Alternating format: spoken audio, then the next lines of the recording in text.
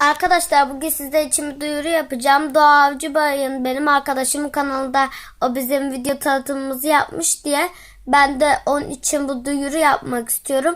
İlk öncelikle Doğa'ya çok teşekkür ediyorum ve Doğa'nın kanalına da abone olmayı unutmayın. O bana kanalı açtı. Kanalı açmamda çok yardım etti. Hazal, ben, Doğa üçümüz en yakın arkadaşız. Lütfen Doğan'ın da kanalına abone olmayı unutmayın. Ve eğer videolarımıza 1000 like gelirse, yani yerde lav var videomuz arkadaşlarla, ona Rüzgar'ın yüzünü göstereceğiz. Ama 1000 like gelirse. Hepinize güle gelin, bay bay.